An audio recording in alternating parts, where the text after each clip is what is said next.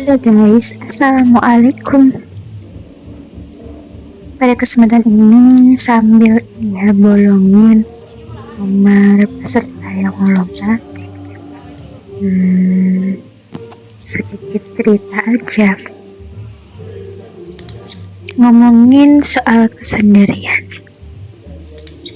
Di sini aku sendiri. Sendiri. Mumpung masih sendiri ya. Kesendirian itu bisa menjadi pengalaman yang menyakitkan, seperti merasa terasing meski tengah keramaian, karena kurangnya koneksi emosional mendalam. Kadang dialami seorang perantau, tapi aku belum pernah merantau sih. Atau saat transisi hidup seperti gap year. Namun, kesendirian juga bisa dinikmati sebagai waktu refleksi dan kebersamaan. Kebebasan juga, di mana seseorang merasa lebih merdeka dan bisa lebih memahami diri. Berbeda dengan kesepian yang merupakan perasaan negatif akibat kebutuhan sosial tidak terpenuhi.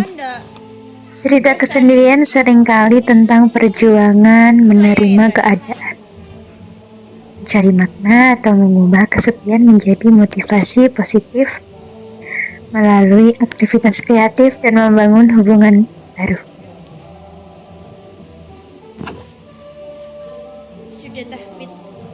Ada yang merasa kesepian di tengah kerja dan mengurus rumah tangga, memahami situasinya, membuatnya merasa seperti berada dalam gelembung. Bu Yuni sudah pulang. Kesendirian adalah kondisi fisik, sedangkan kesepian adalah perasaan. Keduanya bisa terjadi bersamaan atau terpisah.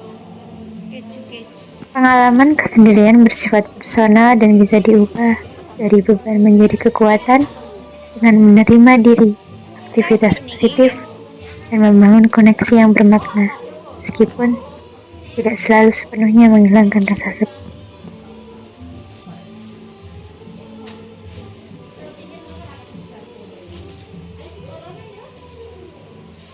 Bisa dikatakan seorang introvert sangat menikmati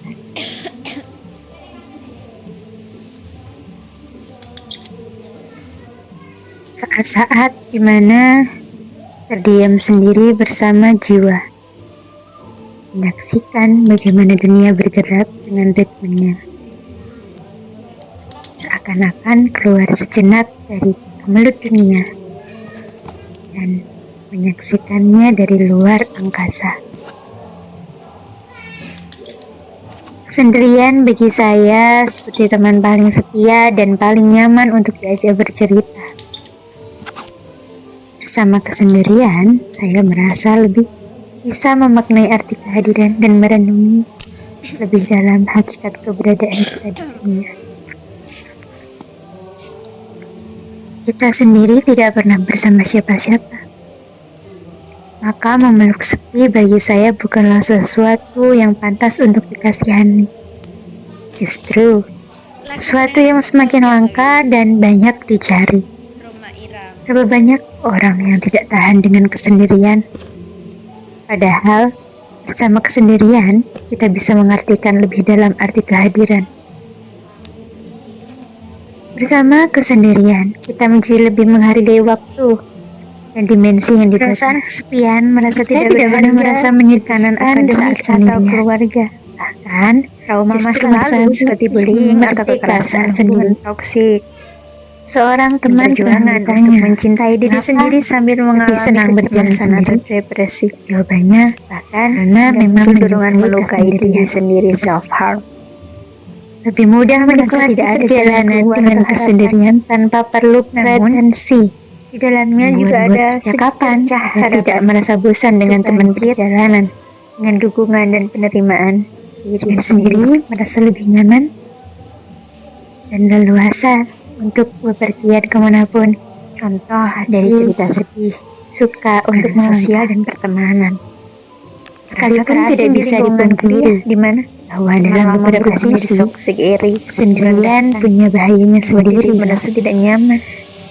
Kalau sewaktu-waktu hal yang tidak diinginkan terjadi, yang merasa tidak disukai dan sedang sendiri, bukankah ada terasa amat menyakitkan? Tidak ada teman yang bisa diajak untuk berbagi rasa, sendiri dan dingin. Adanya seorang kekasih seperti pasangan atau mimpi besar menjadi pendidik, membuka usaha, bisa menjadi alasan kuat untuk terus berjuang menjadi lebih baik dan membuktikan diri.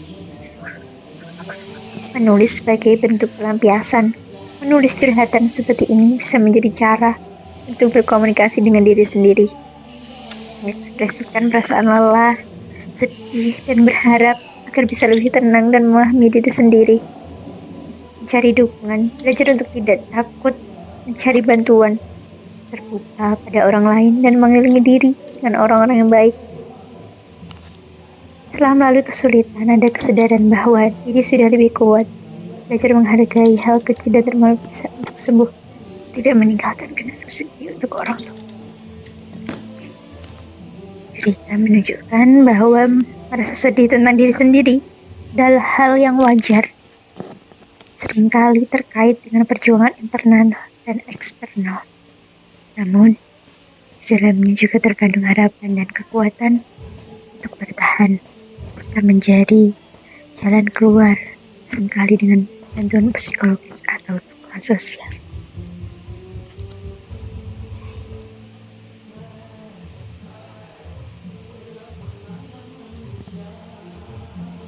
Perjalanan jauh dari kata bos,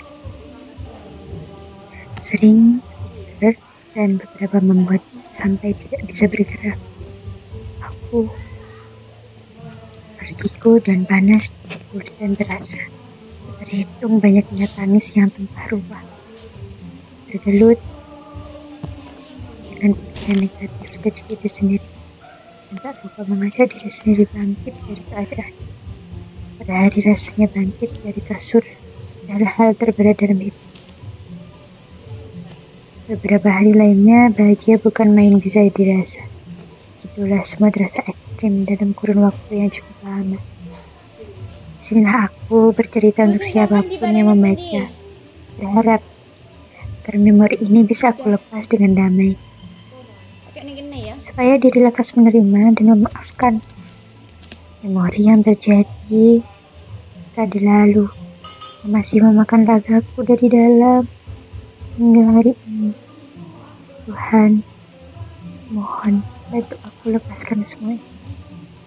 Semoga dengan mudahnya ceritaku lepas pula segala yang belenggu.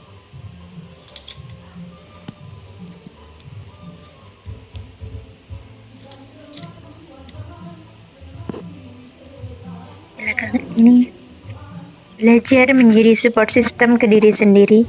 Suka bisik ke diri, gak apa-apa kok kalau rencanamu gagal. Gak apa-apa kok kalau kamu beberapa kenyataan tidak sesuai kemampuanmu.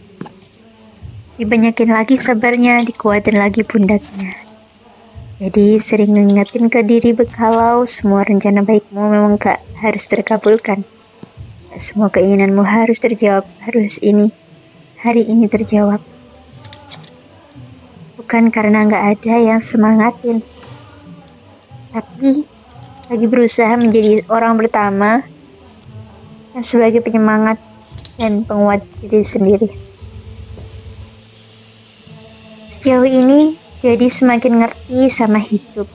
Kita nggak bisa selalu bergantung sama orang lain, karena mereka nggak bisa ngerti kita sepenuhnya. Nggak bisa selalu ada di titik terendah yang bisa diandalkan dan menjadi support terbaik ya diri sendiri. Yang selalu ada saat lagi tidak baik-baik saja adalah diri sendiri. Sudah sejauh ini ternyata aku begitu kuat dan berani. Kalimat yang nanti akan selalu aku ucapkan pada diriku sendiri setiap kali lelah.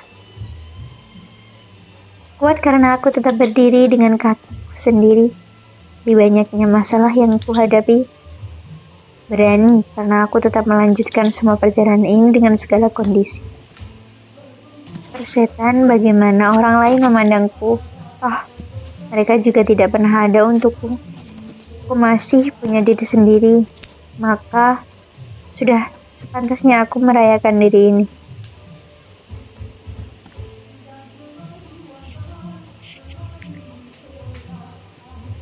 Saya tidak pernah suka dengan hal-hal yang berbelit-belit. Saya perempuan yang cepat merasa risih setiap ketika ditatap dalam jangka waktu lama. Saya tidak suka dengan candaan yang berlebihan. Saya tidak suka ketika seseorang mengirimkan pesan secara terus-menerus. Saya tidak suka gombal dan saya tidak suka dari orang-orang. Ribet. Ya, memang perempuan ribet. Saya perempuan yang tidak tahu bagaimana caranya mengekspresikan diri. Maka dari itu, saya banyak menutup diri dari orang banyak agar mereka tidak perlu pusing menghadapi sikap saya. Silakan jatuh cinta dengan tulisan saya, tapi tidak perlu mencari tahu tentang saya. Di atas sudah saya jelaskan bagaimana saya diri sendiri. Kadang ada masa sulitnya, misalnya saat kegagalan mampir, atau ketika standar sosial membuat kita merasa insecure. Di momen-momen seperti itu, mencintai diri sendiri terasa seperti pertarungan. Harus melawan kritik dalam diri, memaafkan kesalahan atau belajar bersikap lembut pada diri sendiri.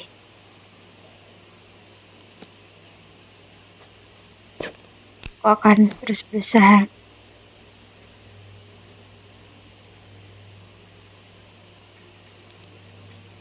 Hanya diriku. Dalam langkah sendiri, ku ajak hati berbicara, temani diriku. Dalam sunyi yang tak sepi, berdiri tegar di tengah keramaian dunia. Aku seorang pejalan tak sendiri. Bukan kesepian, tapi teman dan di hadapan cermin melihat keunikan diri, bangga aku menjadi versi asli diriku. Dalam miliaran wajah, genggam identitas.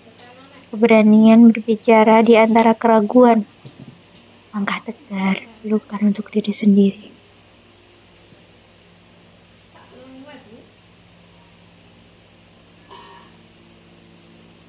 Berbeda tak menjadikan diriku lemah, namun kekuatan.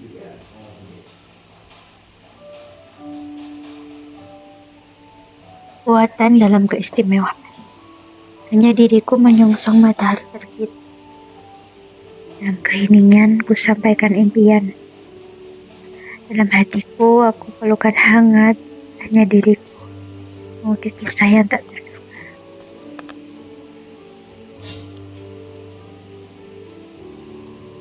Suatu ketika terdengar suara, hati menggema. Punya cita-cita ubah. Dengan serta-merta.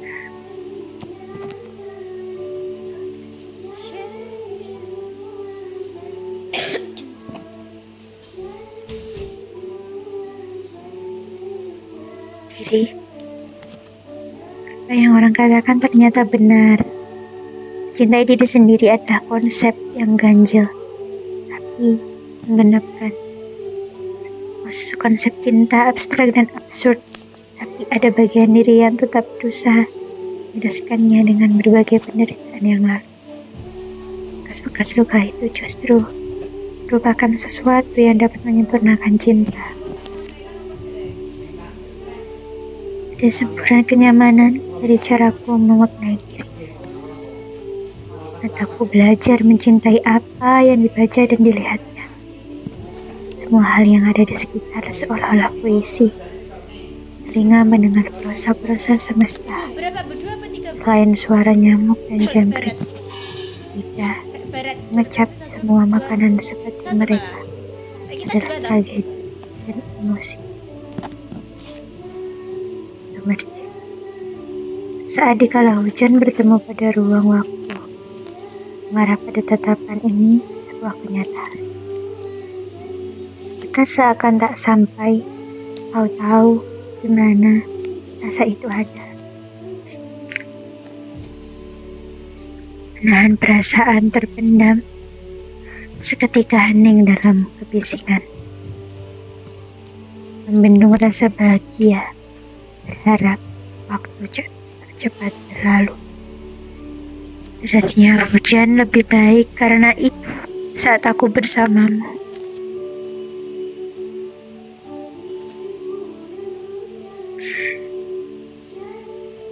Tatapan itu seakan asing, sebuah jarak yang bertahan.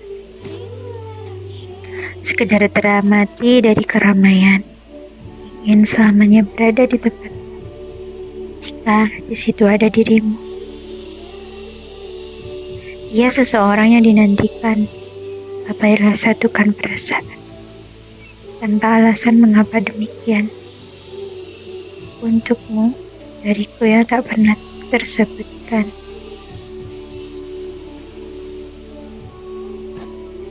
Entah kamu dan ia ataukah tentang hal yang terasa asing. Berdasar ketidaktahuan masing-masing. Sesuatu yang terasa asing mungkinkah dikatakan seperti raga yang tak berjiwa. Tampak dan berpijak, rasa berjarak, padahal dekat saat berdiri di antara sebuah rasa asing.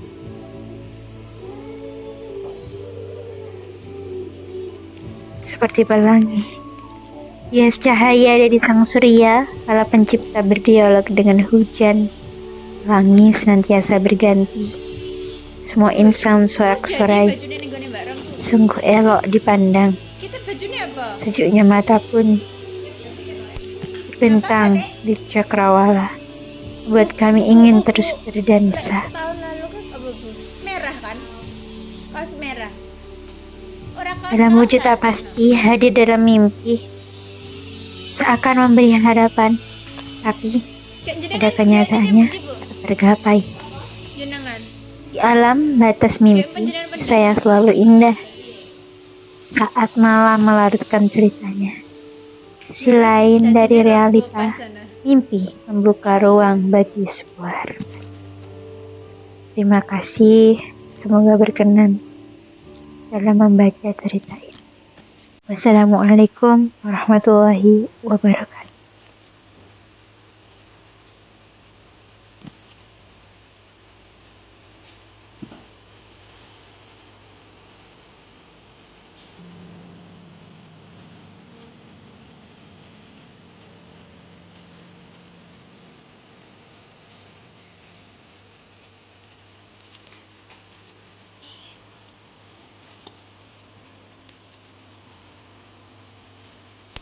Puasanya tanggal berapa bu puasa sebenarnya? 15?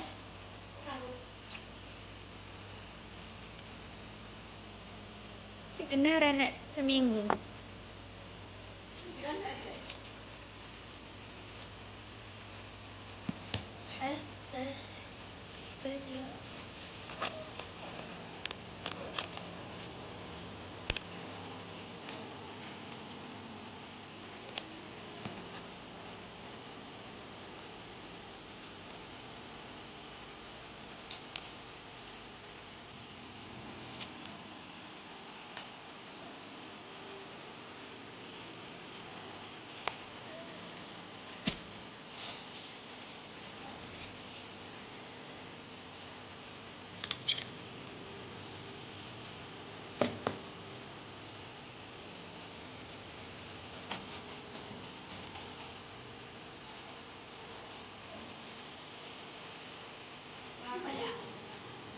Perfect tak? Ini kan handphone ni handphone.